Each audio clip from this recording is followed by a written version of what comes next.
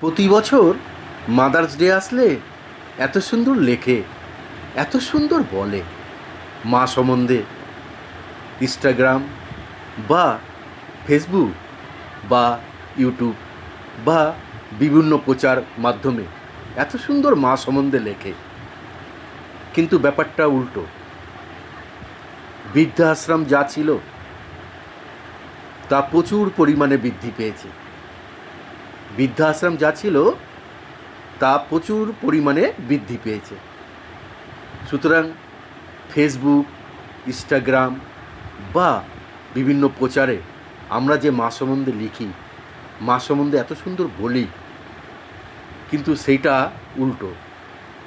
বৃদ্ধাশ্রমগুলো যেভাবে বৃদ্ধি পাচ্ছে, তাতে আমাদের প্রত্যেককে, শুধু বাংলা নয়, সারা ভারতবর্ষ জুড়ে একটি আইন পাস করতে হবে এবং মা বাবার সম্মতি ছাড়া বৃদ্ধাশ্রমে দেওয়া যাবে না। একটি কড়া আইন পাস করতে হবে। সেই কড়া আইন, মা বাবার বিরুদ্ধে যদি কেউ বৃদ্ধাশ্রমে রেখে আসে, কঠোর থেকে কঠোরতম শাস্তি হবে। কঠোর থেকে কঠোরতম শাস্তি দিতে হবে। সেই আইন পাস করতে হবে।